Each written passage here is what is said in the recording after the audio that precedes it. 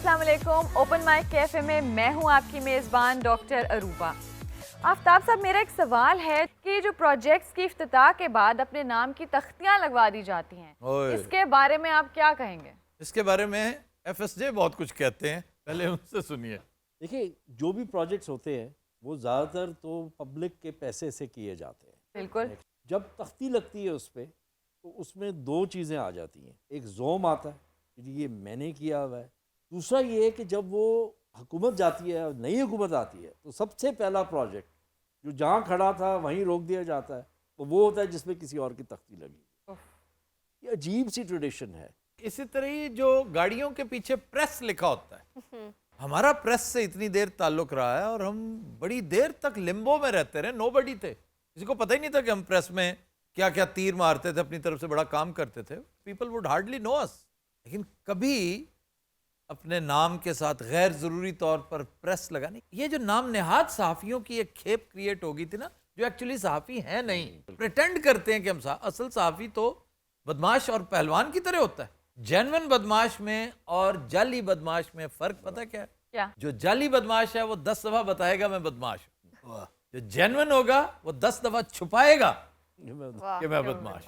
साढ़े लैलपुर जो पहलवान के बारे कहा जाता है, यहाँ भी बदमाश को पहलवान ही कहते हैं कि पहलवान की हाल है।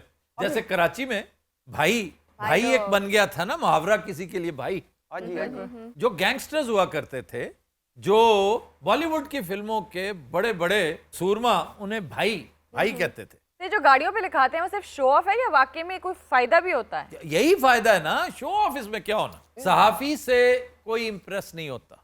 इवन एमएनए और एमपीए लिखवाना भी कतई इससे कोई इंप्रेस नहीं होता, बल्कि बहुत सौ के नजदीक तो ये काबिल नफरत टाइटल हो चुका है। फिर एडवोकेट, सर लोगों ने तो बाइकों के पीछे भी लगाया होता है एडवोकेट, ताकि इससे न्यूसेंस वैल्यू में इजाफा हो। साढ़े महल्ले उन्हें साइकिल ते लहाया एक।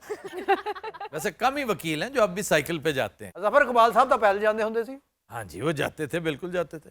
वो कभी एडवोकेट नहीं लिखवाया था ना अपनी गाड़ी पे ना अपने साइकिल पे। वो शायर आदमी हो, बरीक आदमी हो, वो शायर भी नहीं लिखवाया, कुछ लोग तो शायर भी लिखवा देते। आफ्ताब जो इन्हों को कार्ड जो बन जाता एक महकमे का, एडवोकेट का भी होंदा, प्रेस का भी होंदा, तो ये फिर गड्डियां तो क्यों लिखाउंदे हैं? इनके पास चूंकि टाइम नहीं होता कि इन्हें रोका जाए, इसलिए कहते हैं दूर से देख लो। ये इनफैक्ट फैंग्स होते हैं, ये जो दिखाने वाले दांत होते हैं ना, अच्छा वो दूर से डिस्प्ले कर देता है वो कि मेरे साथ पंगा मत करना, मेरे पास फैंग्स हैं, फैंग्स जिनसे मैं काटूंगा। तो कोई इन्हों के दंद खट्टे करने वाला है नहीं बंदा? होते हैं, बेशुमार होते हैं जो इस वजह से ऑफेंड हो जाते हैं, आओ ना जी तुसी सानू जरा फैंग्स दिखा रहे हो। तो बात ये जो आप कर रहे थे ना प्लैक की, तख्ती की, उस तख्ती की नजर बड़े बड़े प्रोजेक्ट्स हो गए। हमारा बहुत बड़ा डेंटल हॉस्पिटल ये जुबली टाउन में है, बैरिया के बिल्कुल पास। वो एक तवील अरसे से बिल्डिंग में सारी इन्वेस्टमेंट हो चुकी है, बिल्डिंग खड़ी है, लेकिन अस्पताल नहीं कभी बन। जिल्लत है ना, हमारी जिल्लतों की तारीख में एक बड़ा अहम बाब है ये। अब लाहौर में एक ही हॉस्पिटल जो 90 साल पहले बना अंग्रेज दौर में, और उस वक्त 1 लाख आबादी होती थी, अब 1.25 करोड़ है। अस्पताल एक ही है। सर, सारे जितने हम देखें मेजर प्रोग्रेसिव चेंजेस जो हमारे मुल्क में आए वो उसी दौर में आए, अंग्रेजों के दौर में आए। जी जी, अंग्रेजों के दौर में। ऑब्वियसली तो मैं वजीराबाद कार्डियोलॉजी का तज़किरा कर रहा था।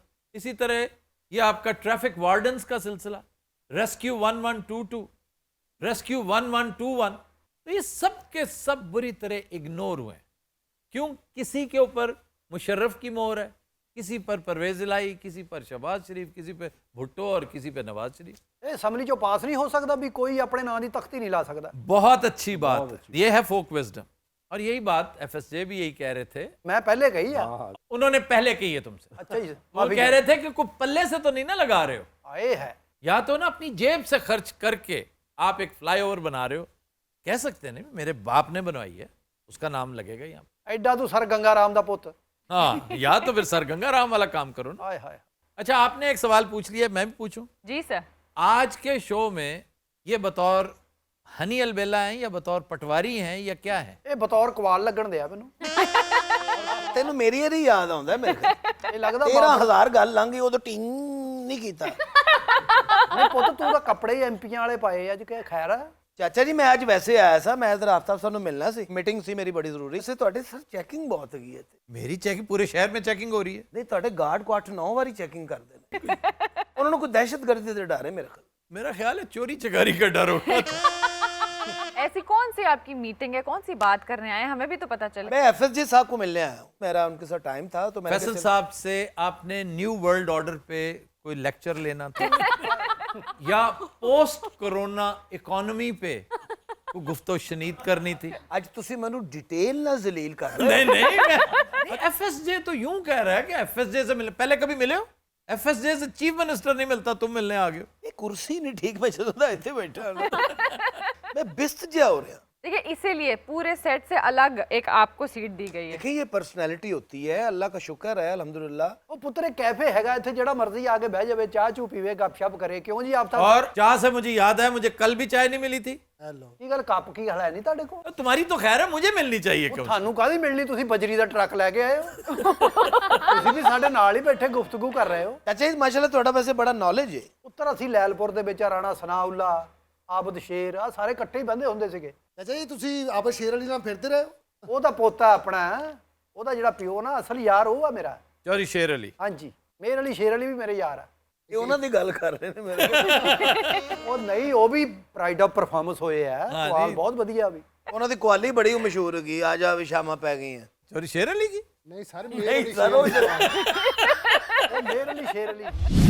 अच्छा सर, एक बड़ा इंपॉर्टेंट क्वेश्चन जो कि सब लोग मुझसे पूछ रहे हैं छठी एपिसोड के बाद कि अगले दिन हमारा OMC ओपन माइक कैफे क्यों नहीं आया। वो कहते हैं कि जी आपने कहा था 7 दिन आएगा।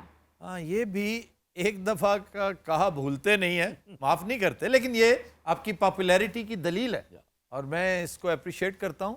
ये व्यूअर्स को बताने की ज़रूरत है कि उस वक्त इरादा हमारा यही था, लेकिन तब तक हमने खबर यार डिजिटल का कोई इरादा नहीं किया था। चूँकि अब 4 दिन वो दे रहे हैं, 4 दिन ये हो जाएगा। 8 ਦਿਨ ਹੋ ਗਏ, ਹੋਰ ਸਾਡੀ ਲਾਸ਼ ਕੱਢਣੀ ਇੱਥੋਂ। अच्छा चाचा लैलपुरी रवा होता जा रहा है, देखो।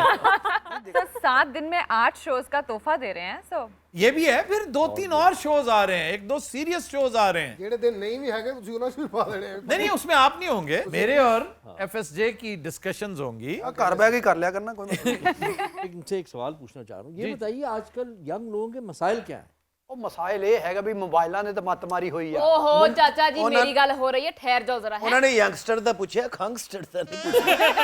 देखिए सर, मसाइल तो बहुत ज़्यादा है। सबसे पहला मसला जो मुझे लगता है वो ये है कि हमारा मुल्क 64% यूथ पर मुश्तमिल है और यूथ के लिए काउंसलिंग की कोई जगह नहीं है। बचपन से लेकर आगे जाते तक किसी को नहीं पता होता कि हमने क्या प्रोफेशन ऑप्ट करना है, हमें अपनी गिवन क्वालिफिकेशन के साथ क्या करना चाहिए। तो हमेशा यूथ परेशानी का शिकार रहती है कि उन्हें क्या करना चाहिए। हर कोई एक ही प्रोफेशन के पीछे चलता जा रहा है। तो मेरा ये आइडिया होगा कि आप कोई ऐसे सेंटर्स बनाएं जिसमें काउंसलिंग हो हर किसी की। अब तो बहुत काम हो रहा है इस पे, यूनिवर्सिटीज़ में हो रहा है, इंक्यूबेशन सेंटर बने हुए हैं, नए नए काम, नई नई चीज़ें, नई नई सोच। ये बताइए आपने टाइगर फोर्स के लिए नाम लिखवाया? ਟਾਈਗਰ ਫੋਰਸ ਹੈ ਕੀ ਕਰਨ? ਹੁਣ ਤਾਂ ਘਰੋਂ ਘਰੀ ਪੈਸੇ ਪਹੁੰਚ ਰਹੇ ਆ, ਥੰਬਨੇਲ ਲਾਉਣਾ ਤਾਂ ਮਿਲ ਜਾਣੇ ਆ। थंबनेल ਉਹ ਹੀ ਹੁੰਦਾ ਜੀ, ਅੰਗੂਠਾ ਲਾਉਣਾ। वो थंब इम्प्रेशन होता है। सर उसका फ़ायदा क्या होगा? उसका फ़ायदा ये है कि अपना आप हिस्सा डालेंगी। आपने कभी सोचा है कि आपको भी कोई काम करना चाहिए, कोई बिजनेस करना चाहिए, कोई किसी मसले का हल निकालना चाहिए? मैं बहुत सोचती हूँ और मेरे बहुत सारे फ्रेंड्स भी यही सोचते हैं, लेकिन कोई भी कामयाब नहीं हो पाता क्योंकि हमें एग्जैक्टली पता ही नहीं है कि हमें क्या करना चाहिए।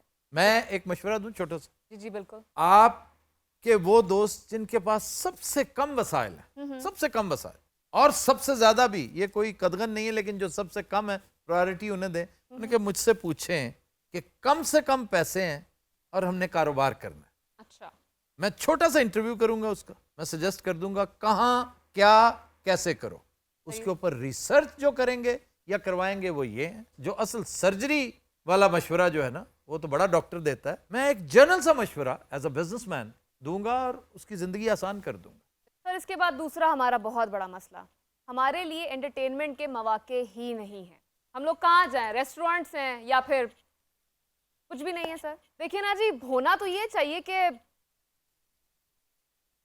कुछ नहीं जी। कहना क्या चाह रही हैं? ਇਹਦੇ ਜ਼ਿਹਨ 'ਚ ਕੋਈ गंदी जी गल है। नहीं गंदी जी गल क्या, वो सोच रही कोई क्लब्स नहीं है, कोई इस तरह की जगह नहीं है जहां पर जाया जा सके। तो जरूरी नहीं कि सारी डिस्कोटेक्स ही होती हैं। सर रिक्रिएशनल कोई अपॉर्चुनिटीज ही नहीं है। मकसद रिक्रिएशन है, मकसद को बार शार या कोई डिस्कोटेक उसका तस्करा नहीं है, रिक्रिएशन होनी चाहिए। ਚਾਚਾ ਇਹ ਬੱਚੀ ਕਿਹੋ ਜਿਹੀਆਂ ਗੱਲਾਂ ਕਰ ਰਹੀ ਹੈ? ਉਹ ਪੁੱਤ ਪੜ੍ਹੀ ਲਿਖੀ ਹੈ ਨਾ ਤਾਂ ਕਰਦੀ ਹੈ, ਤੈਨੂੰ ਕੀ ਪਤਾ ਚਵਲਾ ਜਿਹਾ। आजकल दा स्टूडेंट कुछ ज्यादा ही आजाद ख्याल है। देखिए आजाद होना पड़ेगा, पूरी दुनिया के साथ कदम से कदम मिला के चलना पड़ेगा। ਜਿਹੜੇ ਤੁਹਾਨੂੰ ਸੰਗਲ ਪਏ ਨੇ ਤੁਸੀਂ ਕਿੱਥੋਂ ਆਜ਼ਾਦ ਹੋਣਾ? संगल ही पड़े हुए हैं ना। एक लड़की थोड़ा ज्यादा पड़ जाए बातें करना शुरू कर देते हैं, लड़का लड़की साथ खड़े होकर बात कर रहे हो, आप लोगों को लगता है एक ही मकसद है। नहीं, कोई कुछ नहीं कहता। किसने कहा है तुम्हें? सर ये कह तो रहा है अभी। इस पे लानत भेजो तुम। छोड़ो, मुझ पे और लानत बात भेजो, करो। तुम भी भेजो, तुसी भी लानत भेजो। तो यही बात है ना कि प्रोग्रेसिव आइडियाज, ब्राइटर साइड देखी जाए तो लोग कहते हैं कि जी आजाद ख्याल हो गए। आप या तो लोगों को देख लें या अपने मामलात देख लें। सर घर वाले भी कहते हैं, यही तो मसला है। क्या कहते हैं? लाइक फैमिली वाले भी डिस्करेज करते हैं ना, अगर आप ज्यादा प्रोग्रेसिव हो जाएं, स्पेशली खातून कोई लड़की, तो सर बड़े मसाइल हो। मयाना रवि रखो, हर चीज की जा सकती है। असल जजमेंट आपके अंदर है। आप खुद कन्विंस्ड है ना कि आप कोई काम अनस्क्रूपलस नहीं कर रहे, इमोरल नहीं कर रहे, गो अहेड। ਅਜੇ ਵੀ ਬੰਦੇ ਬਹੁਤ ਹੈਗੇ ਆ ਜਿਨ੍ਹਾਂ ਦਾ ਜ਼ਿਹਨ ਛੋਟਾ ਹੈ। ਹਾਂਜੀ ਕਈਆਂ ਦਾ ਮੂੰਹ ਵੀ ਛੋਟਾ ਹੈ।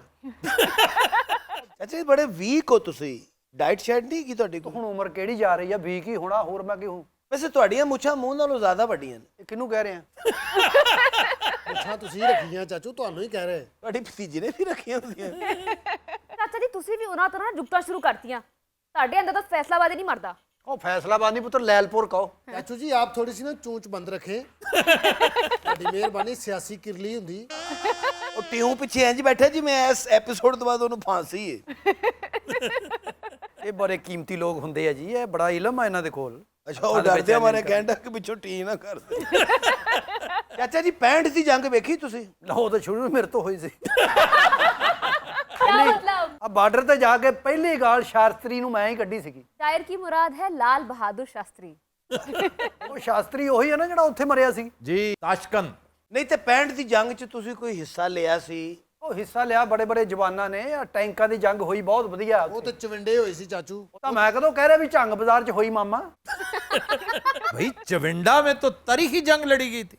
ਉਤੋਂ ਤਾਂ ਵਤਨ ਦੀ ਮੁਹੱਬਤ ਹੁੰਦੀ, ਜਜ਼ਬਾ ਹੁੰਦਾ ਸੀ। ਅੱਛਾ ਜੀ ਮਿਲੀ ਨਗਮੇ ਬਣੇ ਉਹਦੇ ਵਿੱਚ। ਮੈਡਮ ਨੂਰ ਜਾਨ ਦਾ ਬੜਾ ਅੱਛਾ ਪਾਰਟ ਆ ਉਹਦੇ ਵਿੱਚ। ਤੁਸੀਂ ਕੀ ਕੀਤਾ ਸੀ? ਮੈਂ ਤਾਂ ਆਪ ਘਰੋਂ ਰੋਟੀ ਪਕਾ ਕੇ ਜਵਾਨਾਂ ਨੂੰ ਲੈ ਕੇ ਜਾਂਦਾ ਸਾਂ। वाह वाह वाह। ਇਹ ਰੋਟੀ ਬੰਨ ਕੇ ਟੈਂਕ ਦੇ ਥੱਲੇ ਵੜ ਗਏ। ਉਧਰ ਜੰਗ ਲੱਗੀ ਹੈ ਰੋਟੀ ਖਾਣ ਦੇ। ਉਹ ਤਾਂ ਬੰਬਾਂ ਦੀ ਕਿਹੜੀ ਗੱਲ ਆ, ਮੈਂ ਤਾਂ ਆਪਣਾ ਆਪ ਪੇਸ਼ ਕਰ ਦਿੱਤਾ। ਮੈਂ ਕਿਹਾ ਸਾਨੂੰ ਅੱਗੇ ਕਰ ਦਿਓ। ਉਹਨਾਂ ਕਹਾ ਰਹਿਣ ਦੇ ਚਾਚਾ, ਜਿੱਤੀ ਜੰਗ ਨਾ ਹਰਾ ਰਹੀ ਸਾਨੂੰ। ਸੁਣੇ ਬੰਬ ਬਣ ਕੇ ਮੰਜੀ ਥੱਲੇ ਵੜ ਗਏ ਸਭ। ਉਹ ਜਹਾਜ਼ ਜਦੋਂ ਉੜਦੀ ਸੀ ਨਾ, ਲੋਕੀ ਦੇ ਅੰਦਰਾਂ 'ਚ ਵੜਦੇ, ਮੈਂ ਛੱਤ ਤੇ ਚੜ ਜਾਂਦਾ ਸੀ। ਮੈਂ ਥੱਲੋਂ ਵੱਟੇ ਮਾਰਦਾ ਸੀ ਉਹਨਾਂ। ਗੁਆੜੀਆਂ ਕੋਲੋਂ ਇਹਨੂੰ 2 ਵਾਰੀ ਮਾਰ ਪਈ। हमारा एक दोस्त है, जंग की बातें हुई ना जब कि हमें क्या करना चाहिए, तो वो अपनी एयर गन निकाल के ले आया था कि मैं भी लड़ूंगा। तब वो कौन थे? इमरान खान। ਫਿਰ ਵਜ਼ੀਰ ਆਜ਼ਮ ਸਾਹਿਬ। और इमरान बर्फ वाला कह रहे हो? ਯਾਰ ਇੱਕ ਇਮਰਾਨ ਖਾਨ ਦੂਜਾ ਵੀ ਤੇ ਹੈਗਾ ਨਾ ਐਕਸਪ੍ਰੈਸ ਵਾਲਾ। पुत्र वो भी हमारा दोस्त है, वो भी हमारा बल्कि ज्यादा पक्का दोस्त है। वो तो शिकारी दोस्त है हमारा। ਉਹ ਪੁੱਤ ਮੈਂ ਤਾਂ ਖੱਬੀ ਲੱਤ ਨੂੰ ਬੰਬ ਬੰਨ ਲਿਆ ਸੀ। ਇਹਦੇ ਕੋ ਟੁਰਿਆ ਨਾ ਜਾਵੇ। ਇਹਨੂੰ ਆਰਮੀ ਵਾਲੇ ਨੇ ਫਿਰ ਉਹ ਕੁੱਟਿਆ। क्यों? ਕਹਿੰਦਾ ਸਾਡਾ ਬੰਬ ਨਹੀਂ ਫਿਰਦੇ। ਚਾਚਾ ਜੀ ਸਾਰੀ ਜੰਗ ਵੇਖੀ ਤੁਸੀਂ? ਉਹ ਤਾਂ ਸਾਰੀ ਵੇਖੀ, ਹੋਰ ਮੈਂ ਪੌਣੀ ਵੇਖ ਕੇ ਘਰ ਚਲਾ ਗਿਆ ਸੀ। ਸਾਰੀ ਵੇਖੀ ਆ। ਤੂੰ ਤਾਂ ਐਵੇਂ ਟਾਈਟੈਨਿਕ ਫਿਲਮ ਆ ਵੀ ਸਾਰੀ ਵੇਖੀ ਆ। ਅੱਛਾ ਅਗਲੀ ਬਕਵਾਸ ਨਾ ਕਰੋ। नहीं अब पूछो पूछ। ਇਹ ਚਾਚਾ ਜੀ ਅਸਲਾ ਆਮ ਹੈਗਾ ਸੀ? ਉਹ ਤਾਂ ਅਸਲੇ ਨਾਲ ਜੰਗਾਂ ਲੜੀਆਂ ਜਾਂਦੀਆਂ, ਹੋਰ ਇੱਕ ਦੂਜੇ ਨੂੰ ਚਿੱਤਰ ਮਾਰਦੇ ਉੱਥੇ। सर हमने बहुत सुन ली इनकी बातें, आए थे कि अब गाना सुनते हैं। जी जी बाबर। ਕਾਂ ਵੀ ਨਹੀਂ ਬੋਲਦਾ, ਦਿਲ ਮੇਰਾ ਡੋਲਦਾ। ਕਾਂ ਵੀ ਨਹੀਂ ਬੋਲਦਾ, ਦਿਲ ਮੇਰਾ ਡੋਲਦਾ। ਜਿਹੜਾ ਵਸੇ ਵਤਨੋਂ ਪਰੇ, वाह वाह। ਰੱਬ ਉਹਦੀ ਖੈਰ ਕਰੇ ਢੋਲਾ। सुभान अल्लाह। ਸਾਵੇ ਬਣ ਮਾਇਆ, ਸਾਵੇ ਬਣ ਮਾਇਆ। ਜਗਾ ਜਗਾ ਫਿਰਨਾ ਏ, ਕਿਸੇ ਇੱਕ ਦਾ ਤੇ ਬਣ ਮਾਇਆ। वाह वाह वाह वाह वाह। सर ये सावे वन क्या है? सावे वन का दरख्त होता है। सावा मीन्स हरा। सावे वन माइया। वैसे वन जो है वो बन के लिए, जंगल के लिए भी इस्तेमाल होता है, लेकिन वन का दरख्त बड़ा मशहूर है। ਚਰਖਾ ਨਹੀਂ ਕੱਤਦੀ, ਹੋ ਰਾਤ ਤੇਰਾ ਤੱਕਦੀ। ਚਰਖਾ ਨਹੀਂ ਕੱਤਦੀ, ਰਾਤ ਤੇਰਾ ਤੱਕਦੀ। ਜਿੰਦ ਮੇਰੀ डाडी सुक गई चरखे दी कूक मुक गई ढोला ओ जिंद मेरी डाडी सुक गई चरखे दी कूक मुक गई ढोला ओ ताड़ी तड़ी होई ताड़ी तड़ी होई ते छड़ के ना जावी माया वावा रौनक बनी होई छड़ के ना जावी ढोला वाह वाह वाह वावा रौनक बनी हुई है।